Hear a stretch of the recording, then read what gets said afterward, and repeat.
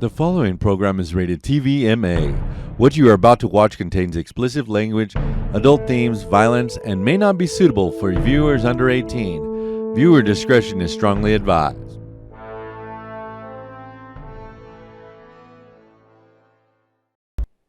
Okay. Welcome to What the Nuts. I'm your host, the Blue Collar Joe. This is a podcast where I talk about all the things that drive me nuts. In this episode, we're going to talk about moms. We're going to talk about homeless people. We're going to talk about wayward cats. And some other things. Let's just get into it. So, I'm listening to the people that are giving me suggestions about the podcast and how it should be structured. So, like literally,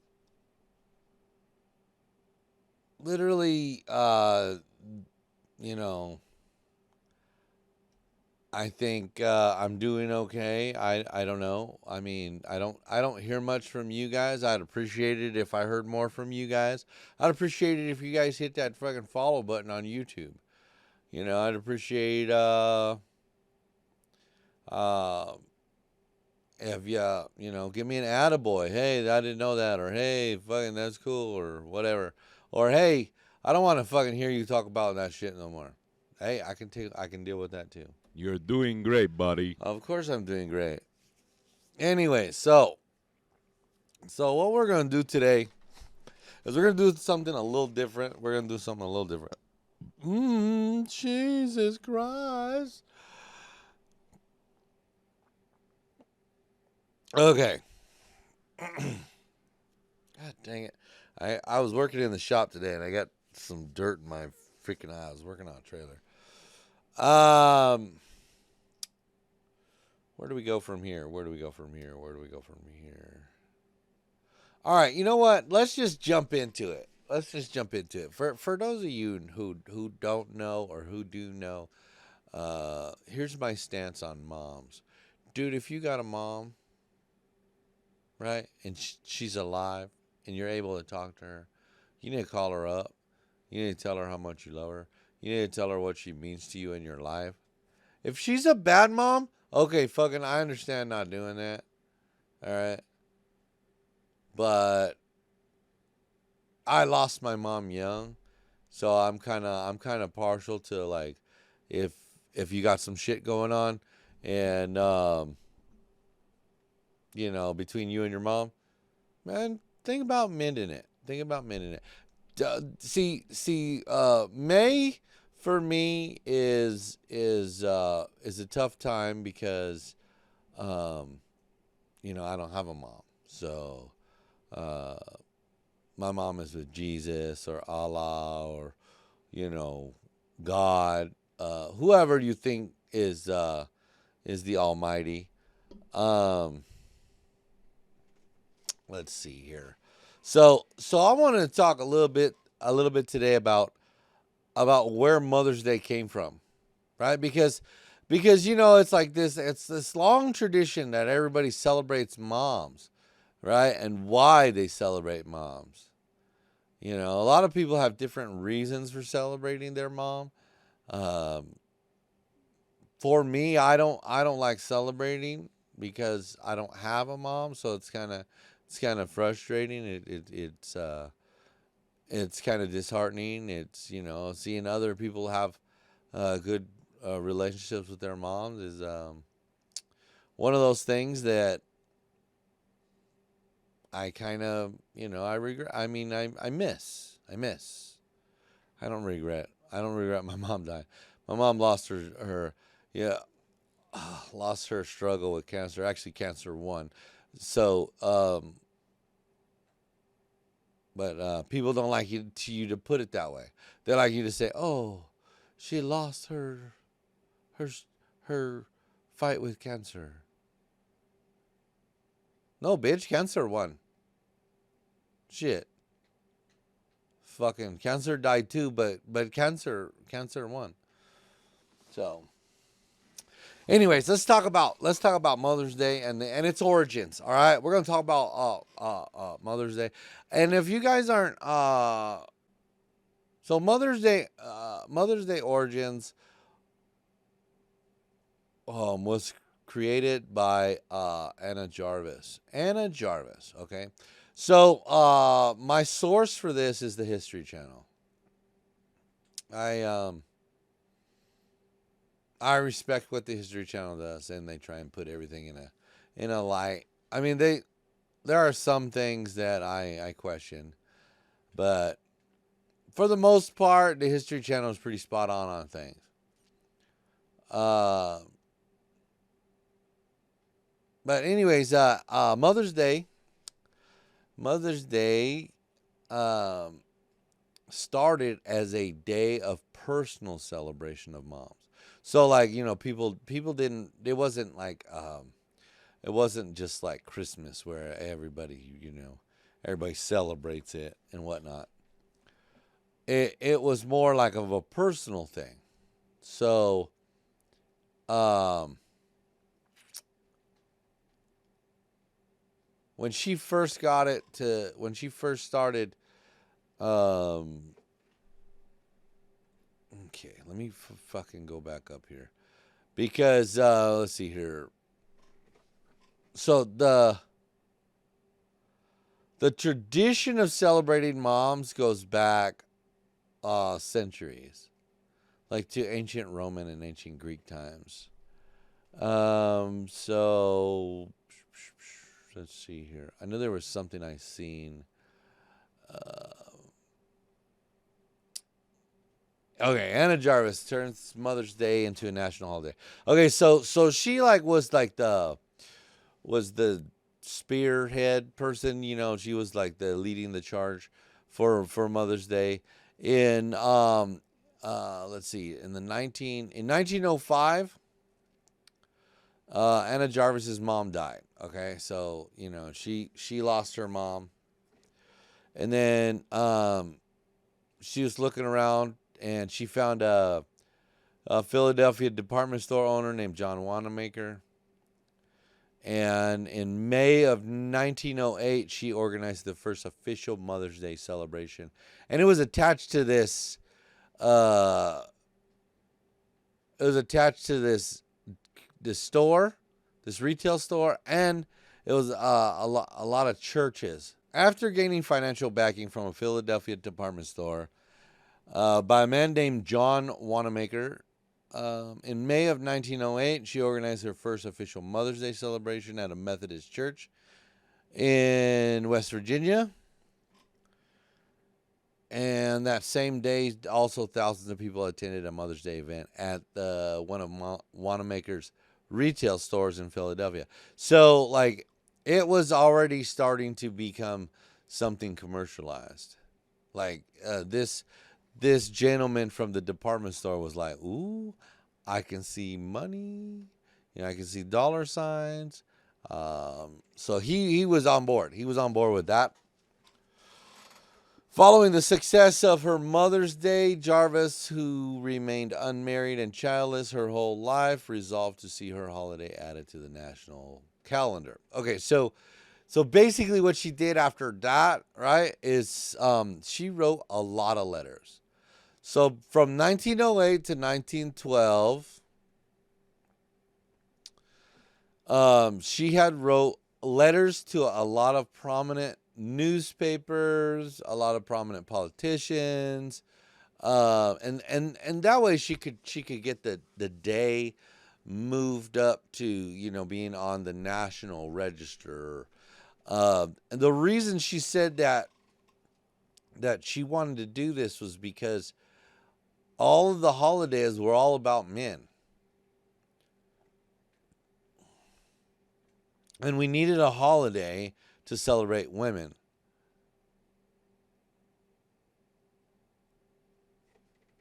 Let's see here. Let me scroll down.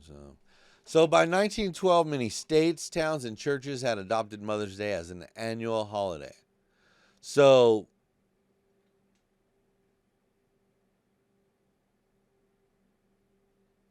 so then Jarvis had also she established a Mother's Day International Association. That way, it was able to promote her cause. And then by 1914, with President Woodrow Wilson signed a measure officially establishing the second Sunday in May as Mother's Day. Okay. So that's kind of the skinny on where Mother's Day comes from. Now later on, Jarvis of course gets pissed off about Mother's Day becoming quite commercialized, and it is. It's quite commercialized today. It's like, hey, you wanna send your mom some chocolates or some flowers, or you want to do something nice for her. We've got Mother's Day specials here and there. It's it has become like Christmas, where it's the meaning behind it has kind of fallen by the wayside, and it's become quite commercialized. So I thought that was quite interesting. Um, let's see here. All right. So here's something strange that I fucking found. All right, we're gonna move on from moms. All right, but I reiterate, hey, if your mom's alive and you're on good talking terms with her, you need to call her up, and you just not just on Mother's Day, okay? Any day of the year, you think of your mom, you need to call her up and just be like, hey, mom, I was thinking about you, and I love you. You can tell her, I love you, man. You're the fucking greatest. You give me life, and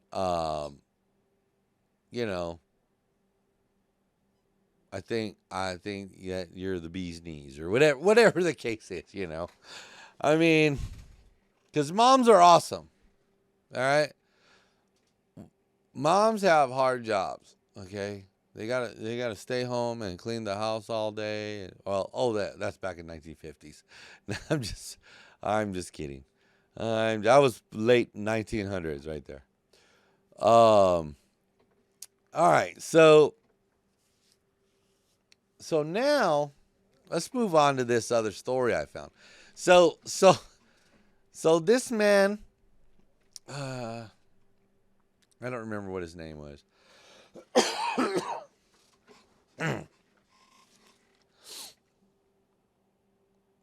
Okay, so this man, his name is Adam Wolterman. He spent 5 seasons working at the city Cincinnati Water Park, the Coney Island theme park. It was a water park.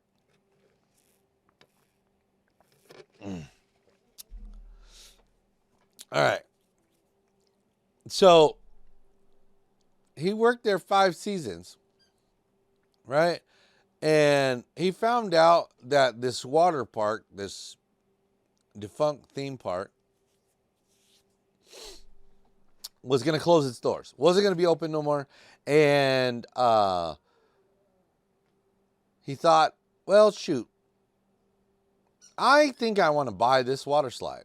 So he goes on Facebook Marketplace and saw about saw a post going out of business and selling all the Coney slides, all the pool equipment.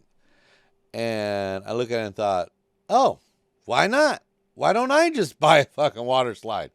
I mean, I worked here long enough, and I like this one. So he purchased the Silver Bullet, a water slide that was built at the park in 1945. So obviously the water slide was like over 100 years old. Well, no, be over, yeah, 1945, 2045. Nope, not over 100 years old. Almost over 100 years old. Another 20 years. About 80 years old this sucker is. All right, so So he's like, I love the history of this park. I freaking, I want this thing. We're going to go ahead and do this. And he purchases this water slide. He took it to a secret location where he took some photographs to share on social media.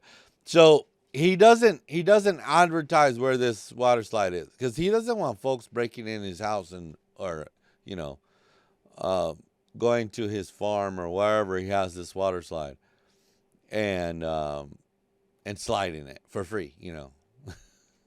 I don't know. Let's see here.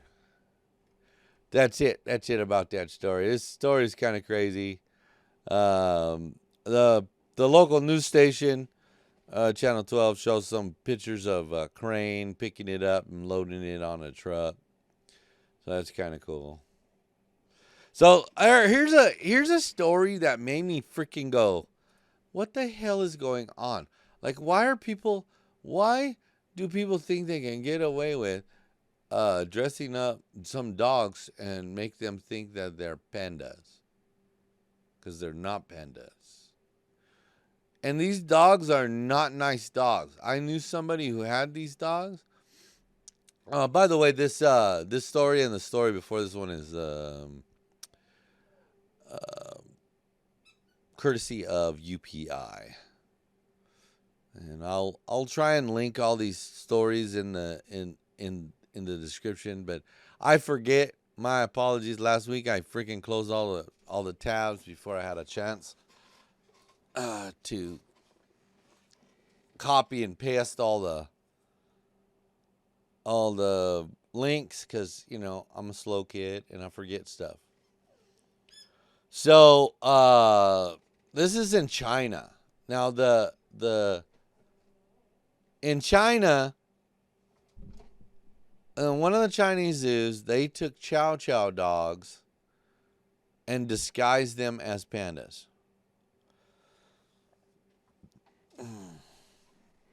Now, this is courtesy YouTube. I'm gonna go ahead and play the audio of this. We're gonna play some of it. We'll see what they say. All right. So here's the audio of the story from.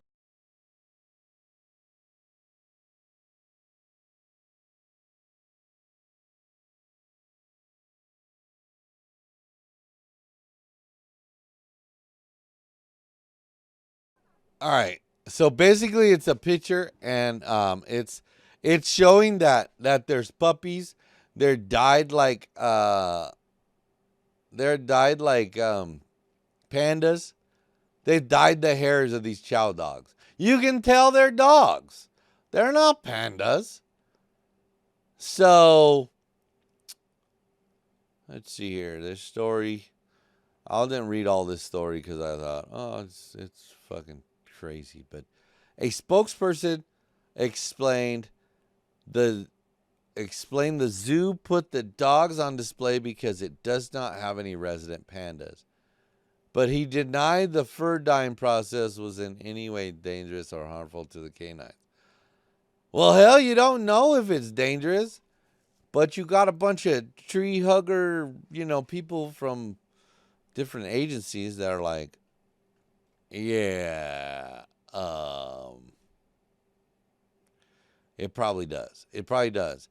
Because I've seen what some dyes do to a woman's head, and that shit's crazy. That's just crazy. So anyways, that right there, that made me kind of go, what in the hell? Holy Jesus. That's right. It made me go fucking holy Jesus. Because that shit's outrageous. I can't believe a Chinese zoo would do that. So that's freaking hilarious. All right, so this next story comes to us from NBC News. Let me see here. So this was in Michigan. This was in Michigan. So it said the title of the story is "Woman Found Living in Michigan Grocery Store Sign." complete with computer and Keurig for months. She had flooring, a computer, desk, a printer, and a Keurig in the rooftop family flare sign, police say. So what happened was, now this is my summation, because I watched the video here, and they talk about this woman, right? Now I don't know how this woman got up on the roof. I don't know what she was doing. But she got up on the roof, okay? And she got up inside this sign, and she made a little home inside there. Like, obviously she's homeless. She's a woman. She's homeless, right? So they call the cops on her, right? And the cops come and they find this woman inside there. So what happened was there was a roofing company that was up there, right? Roofers were up there, and they saw this woman in here. And they were like, "Hey, what the hell? This lady is not supposed to be here. She's not supposed to be here. We need to figure this out. We need to figure out what's going on here." So now they call the police, right? The police come, and they notify the woman living there that, "Hey, you got to go, homie. This is not your house. You can't have a house here. You get your shit and get on." Now to give you an idea of what this space, okay. So this space was 8 feet tall and 10 to 15 feet long and 5 feet wide. 5 feet wide. Right? 5 feet wide. That is a small area. So, that's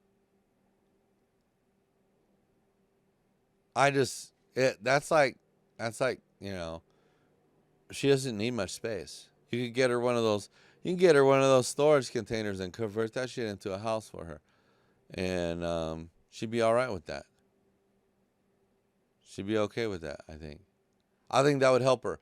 Now, the rest of this story is about her not reaching out and there being shame in that. Some folks just want to do on their own. They don't want to rely on nobody. And I wasn't too concerned with her, but she left without incident, and the police are not going to identify her. So, and that's cool, because nobody needs this woman to be harassed for sleeping in this. I mean, because that to me, that's like when I was homeless, that was something that I had done. Not slept inside of, but I've like crawled up on buildings and fallen asleep next to heating pipes, just to stay warm sometimes. So I can see how, like, it'd be okay for someone to do that. Like, I mean, I guess not okay for someone to do that, but more like that you don't want to break into a building to stay warm, but you want a place where you can feel safe. And sometimes hiding up on a roof was the safest place when I was homeless. Now, the length of the time that this woman was in there was over a year. She was up there for a year, and nobody knew about it. Not only did she, in this little area that she had, not only did she have sleeping area. Obviously she didn't have a toilet. I don't know where she was going to the toilet at, but it says the story says that she had a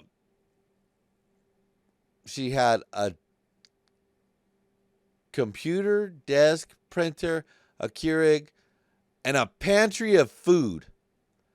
So she had supplies up there. She had supplies up there, like a bunch of supplies. So according to this story, she's not being charged with anything. They just asked her to leave, and she left, right? And I can see the store not wanting to make this into a big thing either, because, you know, it is a homeless person, and they just need a hand up. You know, they just need a hand up.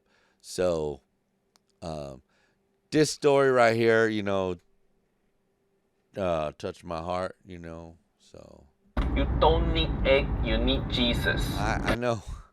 I know. She doesn't. She needs Jesus. She needs to find Jesus. That's for sure. All right.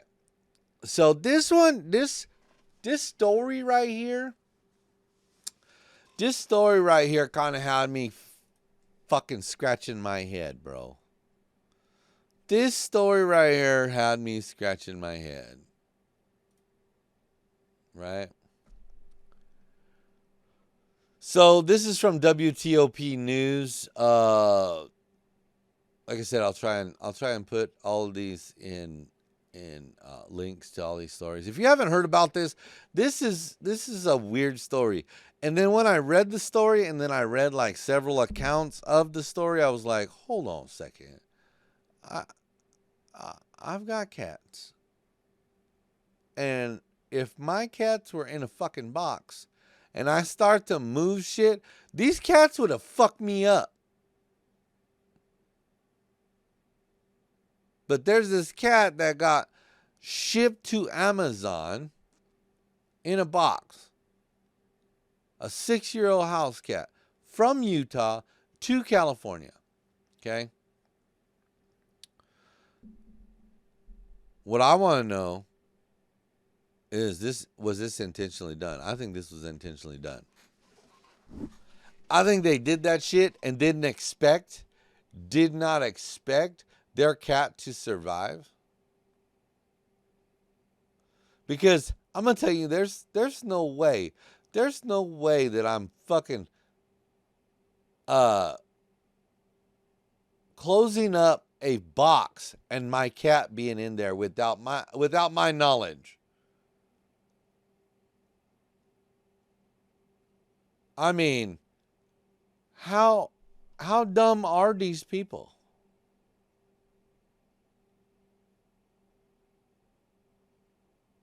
I'm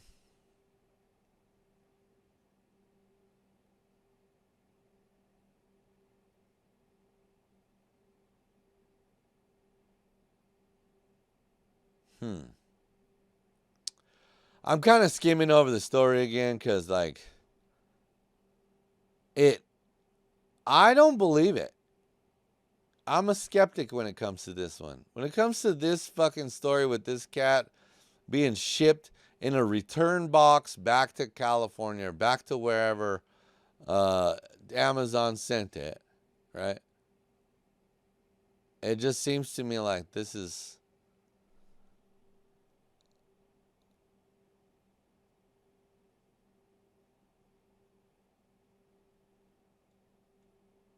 Okay, so apparently, okay, I got to the meat of the story here. Apparently, Clark's husband, this lady, right? Apparently, he ordered several pairs of boots from the Amazon, right? So,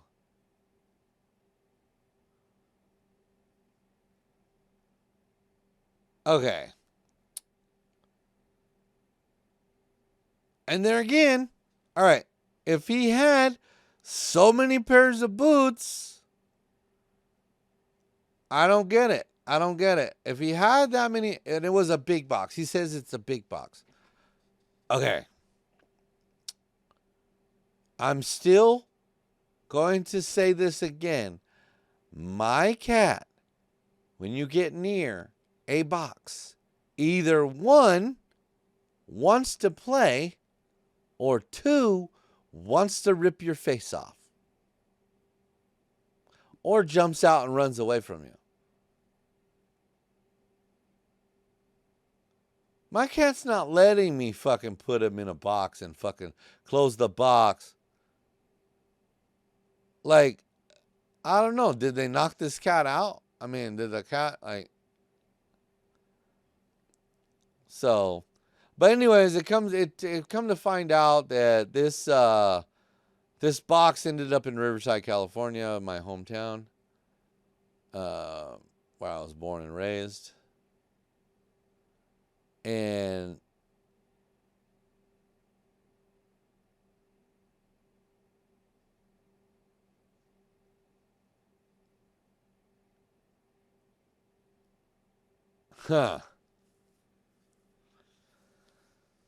so apparently somebody who rescues cats found the cat, or somebody who knew somebody who rescues cats found the cat, and then started the process to return the cat. But there again, like I said, they're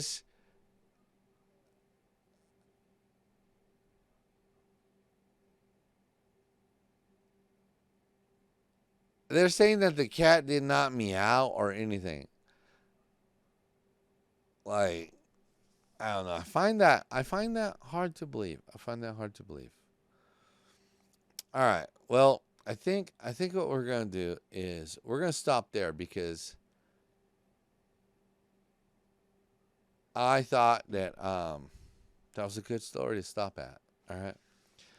So now we're going to do the segment that somebody had told me to move it to the end of the show. So I'm going to close the show with a quote from the book Shit Trump Says. And here's the bumper for that. You need Jesus! Jesus Christ, that's Jason Bourne. You two motherfuckers need Jesus. Holy Jesus. That's right. Holy Jesus. All right. So this one comes from the book in Trump's The Art of the Deal, 1987. It says the simplest approach is often the most effective. So when you're thinking about something and you think, oh, shoot, well, that shit's going to be super complicated, you know, because like when I first started doing this, I thought, oh, it's going to be super complicated. And then once I figured out the steps, it wasn't as complicated. It was easy. So, and I simplified it. It's simply done. All right. All right, if you made it this far, I want to thank you. I want to thank you so much for listening all the way to the end. Don't forget to subscribe for next week's episode. And you can also find old episodes. They're archived either on YouTube or Spotify or iHeartRadio. You can find the old episodes. Actually, most of the old episodes are on YouTube. You're probably only going to find a few episodes on the podcast platforms. I want to thank you once again for listening, and we're gone like a fart in the wind.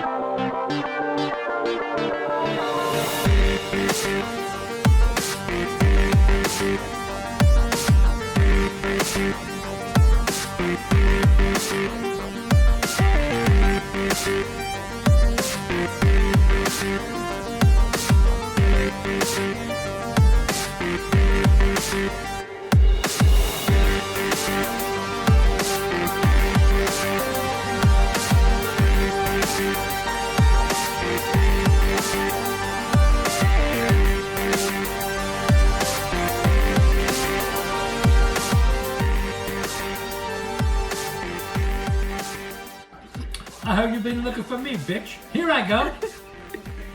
I heard you've been looking for me, bitch. Here I go. I hear that you're looking for me, bitch. Here I go.